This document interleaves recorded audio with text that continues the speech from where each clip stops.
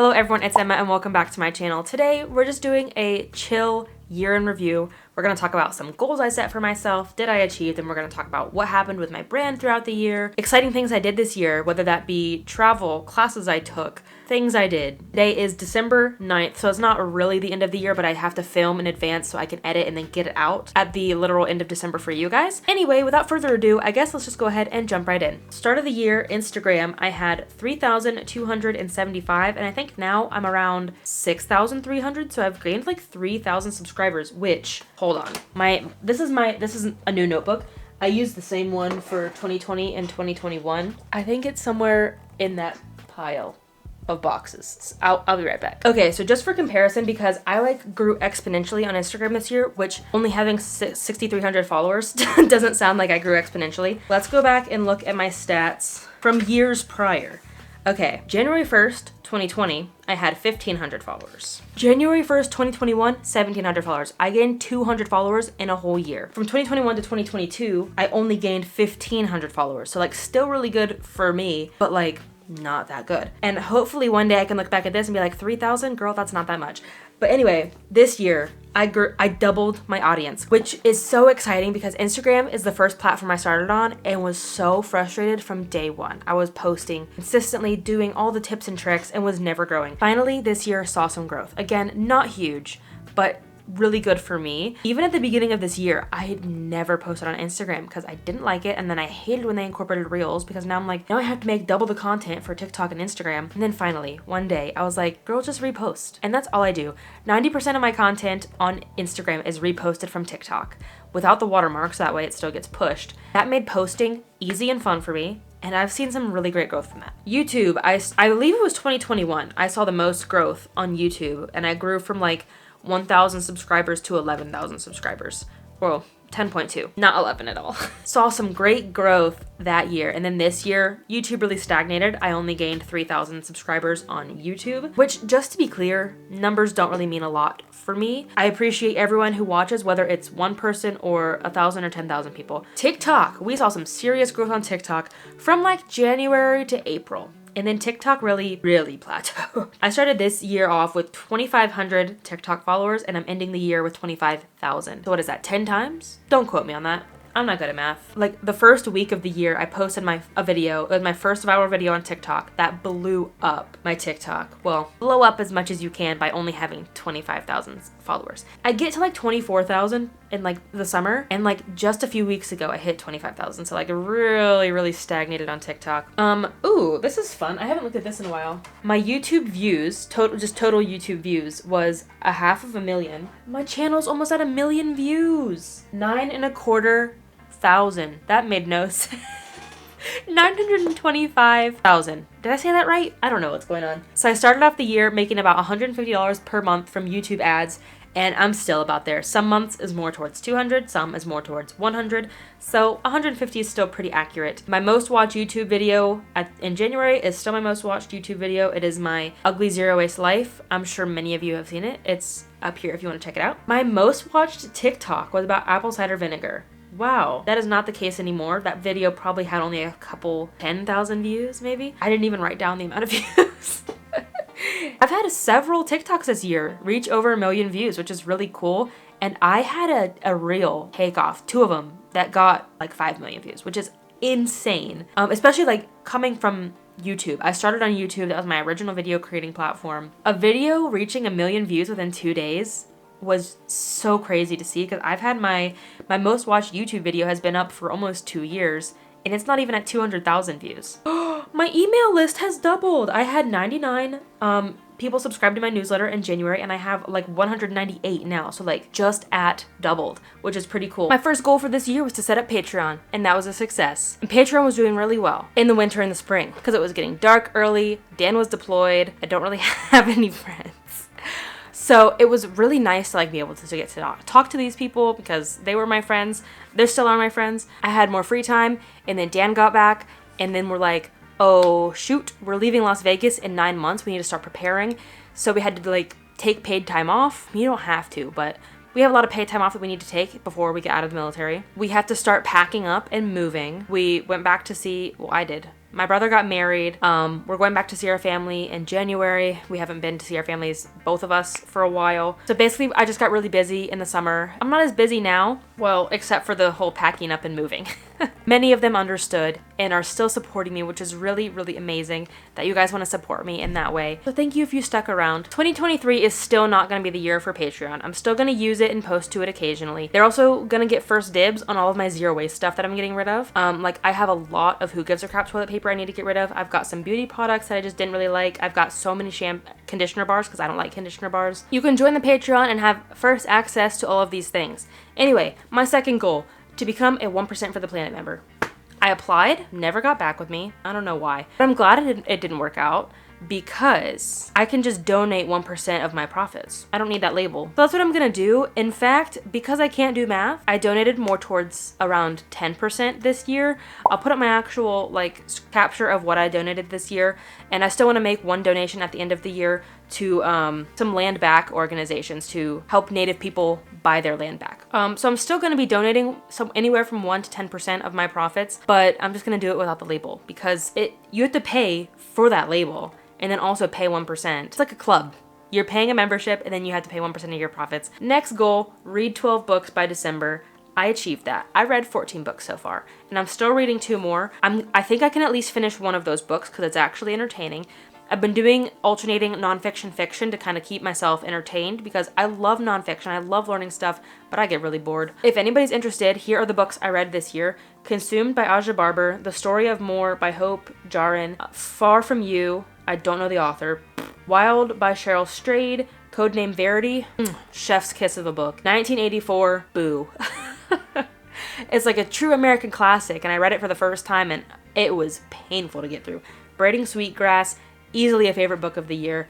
Fahrenheit 451, I liked it because it was a short read. It was more entertaining than 1984, but still, I don't vibe with old books. The Hidden Life of Trees, amazing. We're gonna get to that in a minute, my new hobby, which is trees. The Sweetness of Water, pretty good. A Season Unknown, pretty good. The 5 People You Meet in Heaven, surprisingly good. I was kind of weary about reading it, but someone at work was like, you need to read this book. And it's so good, and it's a really quick read.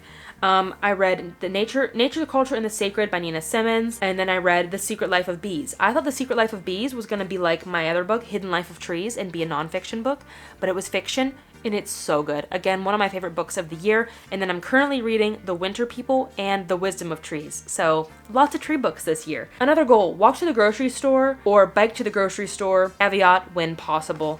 I did a pretty good job of doing this when I was living on my own while Dan was deployed because I don't eat nearly as much as he does, and I was able to carry it all on my back. Once he did return though, we did get bikes, which helped a lot, and he was able to help me carry some stuff, but there were some weeks where I'm like, we had to buy a lot of stuff, mostly like when we were restocking on flour and sugar and stuff that's really heavy and bulky. We would drive. If we had to get dog food, we would drive. That was pretty much it. Weather, didn't mind because it doesn't rain here. Even like the hottest days and the coldest days, we'll still ride our bikes and just bundle up. My next goal, make $500 a month by December. I can't believe that happened this year. It happened for the first month in April. Last winter was a pretty slow start. Patreon, that is affiliate marketing, AdSense, but mostly brand sponsorships, which I really, really took seriously this year. I pitched myself to a lot of brands, worked with some amazing brands this year, lots of new brands that we'll talk about in a second. I just want to be completely open with you guys with how much money I'm making by making you guys free content, which, by the way, your views, your likes, your comments really help support me, and they're completely free for you to do. So here's the total income that I made this year, and then here's how much I spent this year. I spent a lot of money this year on a rebrand. Yay! It was kind of a headache. That video is probably coming in January once I have everything squared away. Not for this video. If you look at my thumbnails come January, you look at my graphics on Instagram, go look at my website, you'll see what my new branding looks like. And then we also splurged on a laptop because we are going to be living in an RV for at least 6 months, perhaps more, and our desktop, our beautiful desktop and 2 monitors are not going to fit in the RV, so we had to get a laptop, and not just any laptop, a laptop that has a lot of storage, that runs really fast, and can handle video editing. So that was an expensive purchase. Other miscellaneous stuff like our Adobe subscription, Canva subscription, Epidemic Sound, Storyblocks, those are all like recurring payments, my website, my domain name, and then other stuff like brands that I review. What did I buy this year? I bought like some socks, I bought Dame reusable tampons. I bought a salt cup. What else did I buy? Did I buy anything over there? Some toilet paper, some laundry detergent, you know, that sort of stuff. Packages that I send for giveaways. I wanted to get 25,000 subscribers on YouTube by December. And then I reevaluated in June-ish. And I'm like, okay, growth is looking not good on YouTube. How about 15,000? And we're at like 13.3. We're getting there. Posting shorts to YouTube has really helped with like the growth and the views and everything. But yeah, growth on YouTube this year was just not it. And I think this has been a very common theme in the zero waste movement for a while, is posting videos that are important don't perform well. Like how to find your congressman and write effective letters. Why are our landfills filling up so fast? The importance of recycling. Like these videos that I'm really passionate about, I love making, I love learning about them myself. They don't perform well. The videos that perform well are my ugly zero waste life, plastic I still buy as an environmentalist, brand reviews, which are totally fine. But like for me, that's not the point of zero waste. The point of zero waste and eco-friendly living and environmentalism is to make this world a better place. And while you can do that while supporting sustainable brands, brand reviews aren't going to save the planet. So it's just a game of give and take that you have to play, especially when you're an environmental creator and you have values. Anyway, I wanted to get 5,000 Instagram followers. Did that, and then I made my next goal 10,000. I don't think we're gonna reach that. And then I wanted to get 10,000 followers on TikTok, which way exceeded that. I made my new goal 25,000, which I just hit like a few days ago. I wanted to send 3 emails per month. Womp womp. Did not happen. I was lucky if I sent 1 a month. I need to reevaluate that for the next year. I wanted to do 2 new freebies by December. And this happens every year. I look at my goals in like October and I'm like, okay, what do I need to do to reach my goals? And then I'm like, oh, I've done 0 freebies this year. Let me make some freebies. So I did make one, which is how to have a zero waste Christmas. It's just a very quick guide with a little checklist at the end. It's a little late for you guys this year, but if you want to download it for next year, it's totally free. It's always in the description. If you have any ideas of free things you want to see from me, like free downloads, something I really want to make, and probably in 2024, I don't think this is going to happen in 2023. I want to make like a zero waste in a year calendar that can help you like check off different zero waste goals every week or every day. So stuff like that. If you want a guide on how to zero waste grocery shop, that's in the works actually. I might be able to squeeze that out by the end of the month. We'll see. What else could I do? Ways to conserve water, ways to conserve energy, basically anything that you want to see in a quick little download that you could always have on your phone and not have to go back and watch a 15-minute video for, let me know so I can make you guys some freebies and stuff that you actually want to see from me. This is a personal goal, and that was to apply for SkillBridge by October. Dan and I are both in the Air Force. There's this really cool DoD-wide program called SkillBridge that allows you to separate 6 months early and go do an internship up to 6 months early. So you can go do an internship for somebody, they get free labor, you're still getting paid by the Air Force. So you're still in the Air Force, but you're working for somebody else. It's just a really great way to get your foot in the door, especially in the military where a lot of our jobs are not don't translate well to the civilian world, or they do, but you don't want to do that. Like I am an analyst, I don't want to do that. And so doing SkillBridge is a great way for me to get my foot in the door in the new industry that I want to do, maybe. Anyway, so we applied halfway with Washington State Parks. I talked about this in my last Q&A that I did a couple weeks ago. Unfortunately, it's still not solidified. So if you guys want to also cross your fingers, send us good vibes, do whatever you feel like, help us manifest that this is going to happen and we're going to go live in Washington for 6 months. I also wanted to collab with 2 new YouTubers. That didn't happen. YouTube really fell off for me a little bit. Obviously, I still posted videos every single week. I love making long form content. I love to talk. For a while there, so many of us I know on YouTube were like, YouTube is dead. TikTok is the way forward. And so I put a lot of my energy into TikTok in the first half of the year, and then TikTok started to die. I'm like, oh my gosh, TikTok is not the way forward. It is YouTube. And so I started posting shorts to YouTube. Anyway, next year, I would love to collab with more YouTubers. So if you are a zero waste, eco content creator on YouTube or any platform, and you want to collab, my email is down below. I wanted to work with 2 new brands. That was a small goal. I worked with so many brands this year. I worked with Etique, Natural Grocers, Bodhi, Lowly Beauty, Kind Beauty, Kind Laundry, not Kind Beauty, Crave Beauty, Kind Laundry. I worked with Mighty Body so much this year, which is not new, but I worked with them a lot. I worked with some huge brands this year, which is insane. Nutter, Lomi, Pila, like great year for working with some really cool brands. So I'm really thankful for that. I wanted to do one Instagram collab. I did a couple collabs this year. Instagram is making it really cool to do a collaboration where you can just invite a collaborator and then it shows up on both of our feeds. So it's really easy to collab on Instagram these days. I wanted to write 1 letter to my representatives every week. I'll probably make that my goal again for 2023. I did more like one letter per month, which is better than most people, but not where I want to be. I wanted to vote in all available elections, and I did that. I vote absentee, I made sure to request my ballot and mail it in time, and I was able to vote. I wanted to volunteer once a quarter. Easy. I volunteered like once a month, almost once a week this winter and spring when Dan was gone and I was so bored. But even this summer and fall, and now that we're into early winter at the end of the year, we still volunteered once a quarter. So not nearly as much, but we did get out there. And then I wanted to do an organized event. I did an event on TikTok. It was a virtual event. It was just, hey everybody, let's go pick up 22 pieces of trash for Earth Day because it's 2022 and it's on April 22nd. So it was a virtual event, but it was a lot of fun. We picked up a lot of trash, and I think I'm gonna keep that an annual thing. Just increase the number with the year. Be prepared to pick up a lot of trash in the future. And then some new goals that I wrote like a month ago was to get a new logo and to revamp my website, which I did, and I'm so happy with how it turned out. I migrated from Wix to Squarespace, which Squarespace is so good. And then I hired a designer to get new logo, branding colors, fonts. I got some stickers, and I got some YouTube thumbnails and banners. So I got like a whole brand kit, which is amazing. It wasn't a great experience. Again, stay tuned for that full rebrand, revamp video coming in January or February. Okay, lastly, let's talk about some accomplishments this year. This is all I had, which is pretty sad. I forgot to write down a lot of stuff. I submitted for 1% for the Planet around this time last year, and as we know, that didn't work out very well. I also launched Patreon before the actual start of the year, so I wrote that down because I did it after I filmed my 2021 year in review. I got my first patron on January 6th. Jessica, if you're watching, thank you for being my first patron. How special. I reached 4 patrons on January 22nd. I went viral on TikTok on the 19th-ish of January.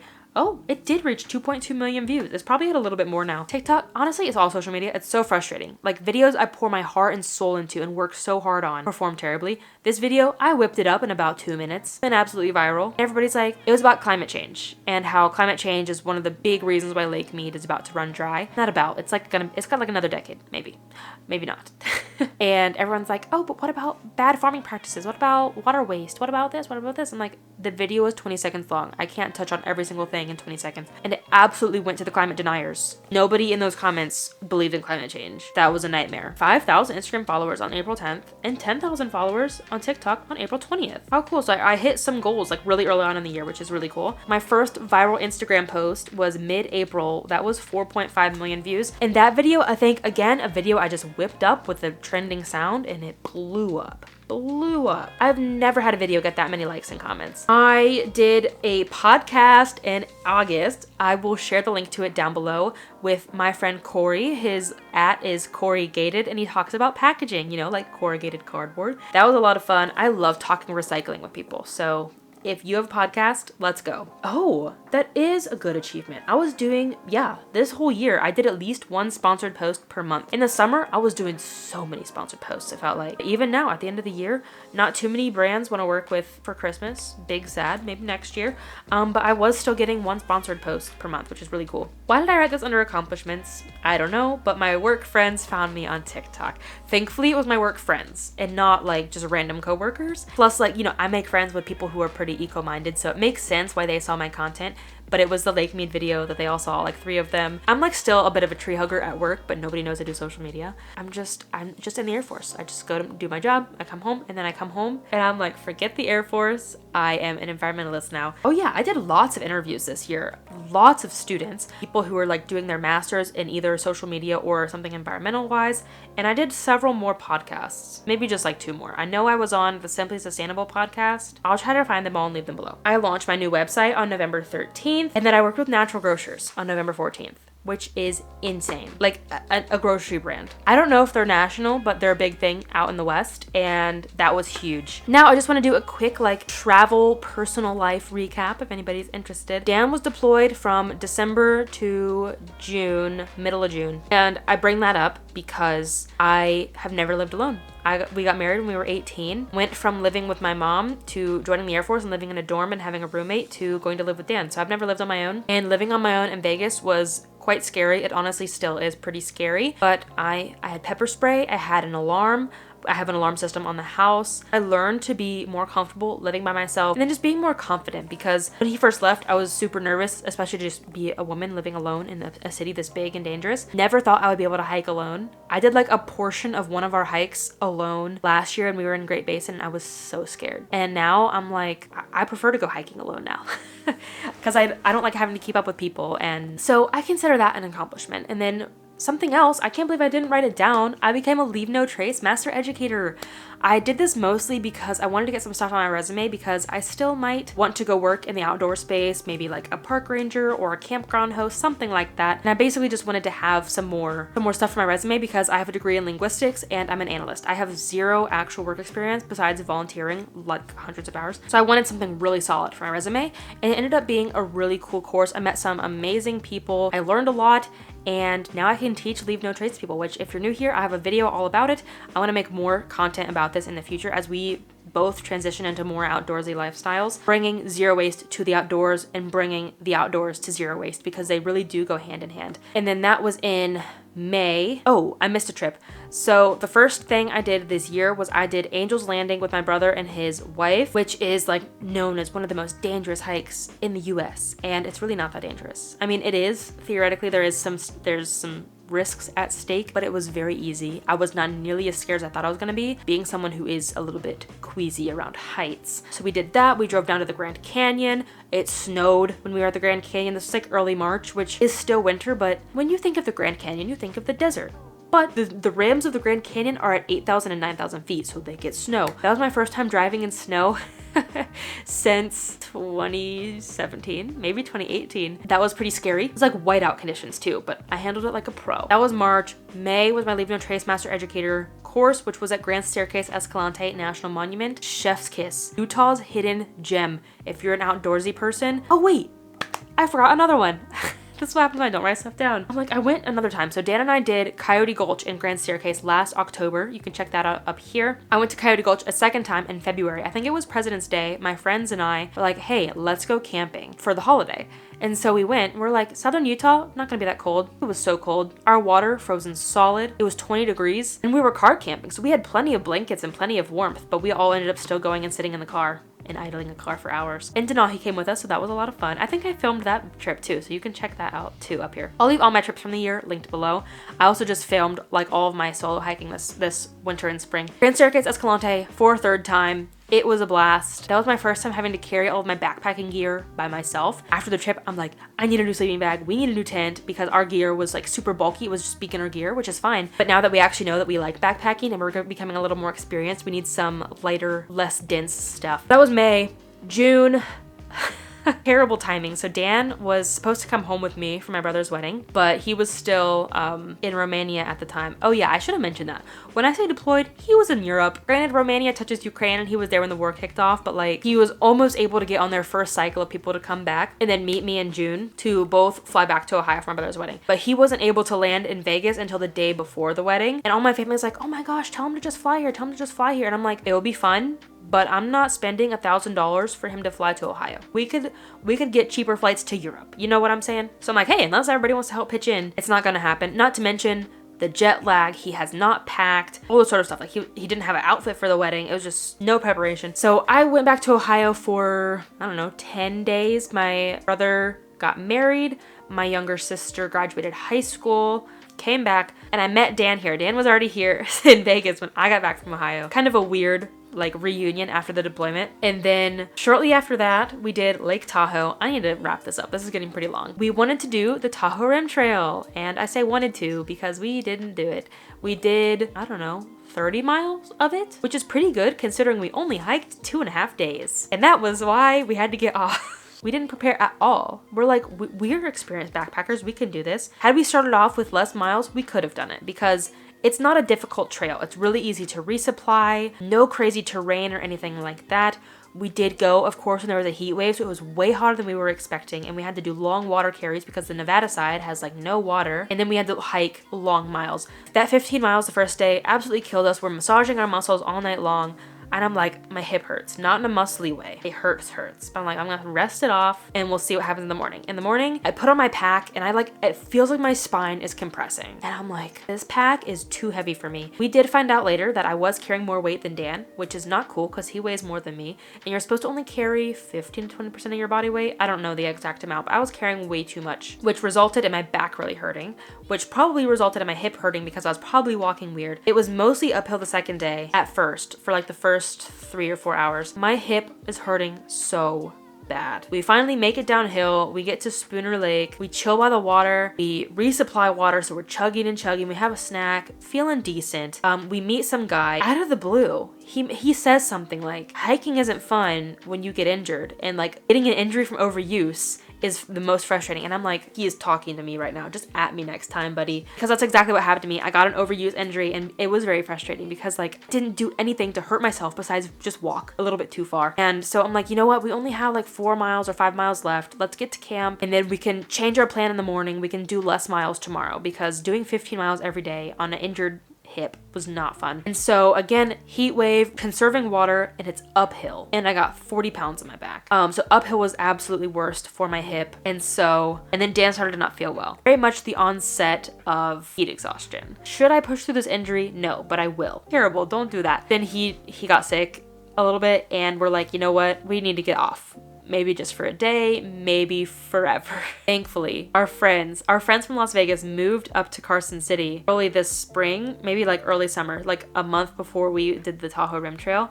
And so they were our angels. They came and rescued us off of the Tahoe Rim Trail, let us sleep in their living room for a night, let us use their shower. And I'm really glad we did that because that night I couldn't sleep because my hip hurt. Like laying down, my hip was hurting. The next day, I'm like limping to go to the bathroom. I'm like, as sad as it was the move to make. And we had still put in for like 2 full weeks of paid time off. So we're like, hey, let's hang out around Tahoe, hang out with our friends that we haven't seen in a while, and then hit some national parks on the way home. So we drove through Yosemite, barely saw it.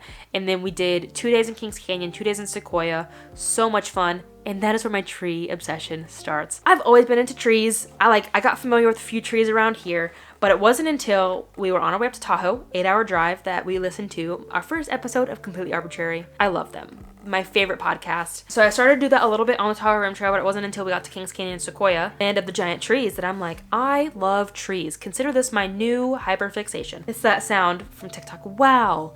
Well, this is gonna be my personality for the rest of my life. This is a great way to recap the rest of our travels because I got these on the rest of our trips. Is this a Ponderosa? August, we went to Vancouver, our first international trip since COVID. Trip to Vancouver, I'm like, yes, I finally get to see Douglas fir with my own eyes. Only later to find out Douglas firs grow in Arizona. Anyway, my first Douglas fir cones, they're so cool. Oh, I need to turn on my autofocus. Here's a Douglas fir from Vancouver. Fun fact, you can take pine cones. Well, this is a fir cone. You can take cones through TSA. And then I got some really teeny tiny cones in Vancouver. This is a Western hemlock. Look at him. Oh my gosh. Just darling. And I got the cutest little jar for it. And like, what a great way to reuse my jars, right? This is not an incense. This is a Western red cedar, also found in Vancouver. Oh my gosh. Boop. I'm not even gonna focus on that one. It's so small. And then the last one from Vancouver is the Port Oxford? Yes, Port Oxford cedar. Focus. Look at that guy. He's so small. We were just tourists. We paddleboarded. We got lots of ice cream. We took the train and the bus. We went to some museums. We went to the Natural History Museum, which is super cool. And yeah, just walked around. We did a ton of walking. By that point, a month later, my hip was still hurting to walk around Vancouver. So probably a good idea we got off the Tahoe Rim Trail because we had 140 miles left. Okay, next trip, August, September. What did we do in September? We went to Yosemite. Our plan was to do Half Dome. Again, it didn't happen. We were gonna do Half Dome, Clouds Rest, and then come down. So like it's a loop. We get up to Sub Dome. So there's Sub Dome and then there's Half Dome. You have to do 2 domes. We're on the Sub Dome and there's a storm. And we're like, listen, we could hustle and make it back. We could. So that's exactly what we do.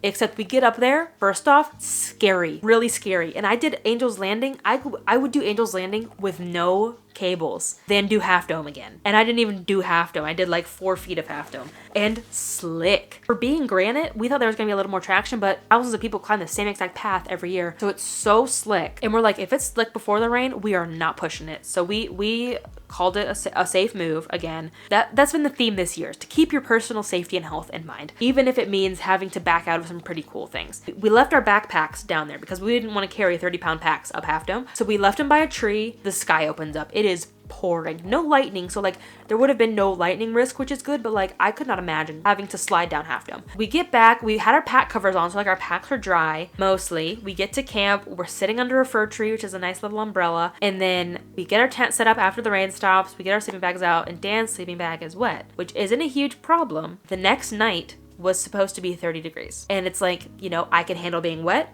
I can handle below freezing temperatures, but I can't do both at once because that's literally a death sentence. Not to mention our hiking clothes were wet. If you know anything about backpacking, you only carry one outfit because you don't want to have to carry extra weight. So our only clothes were wet. Didn't dry very well because it didn't get very warm at all that night. It didn't get even cool. It was cold that night. And then it's also just kind of off and on raining all day, every day. Terrible weather.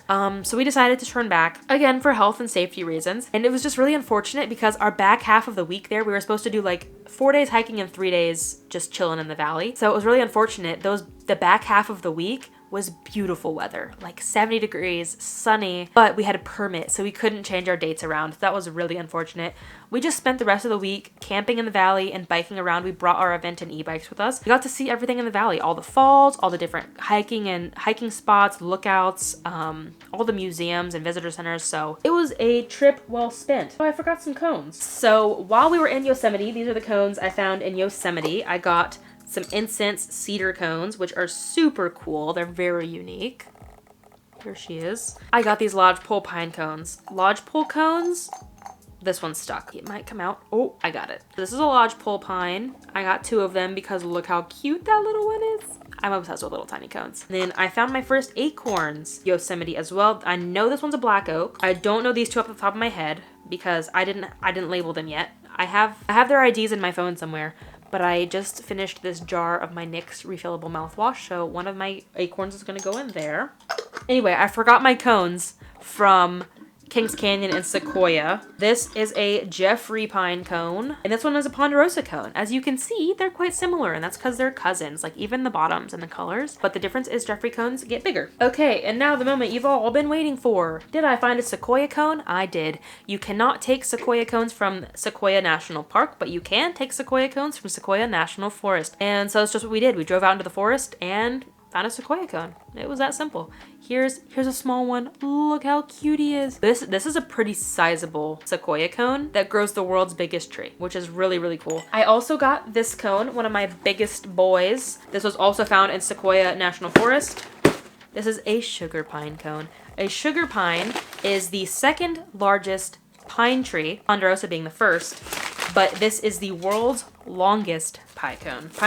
Not like this one, but this species.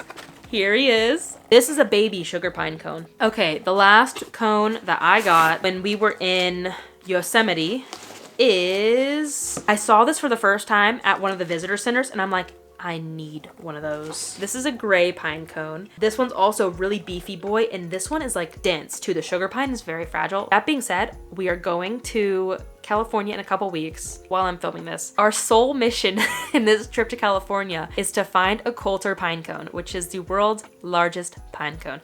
Not the longest, because that's the sugar pine's superlative, but the world's biggest being like it is the densest, heaviest, widest cone. And it looks pretty similar to a gray pine cone, but it's just beefier. That was September. Moving on to October, very end of October, our last backpacking trip of the year, our last backpacking trip while being in the Southwest, is the Grand Canyon. We did the Rim to Rim Trail, and it was so much fun. It was honestly probably my most enjoyable backpacking trip to date because it was mostly downhill, and even the uphill wasn't too terrible until like the last 3 miles.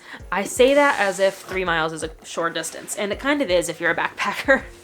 Anyway, we do the rim to rim. It's an amazing hike. I will leave that video above and below as well. But I did find one cone there.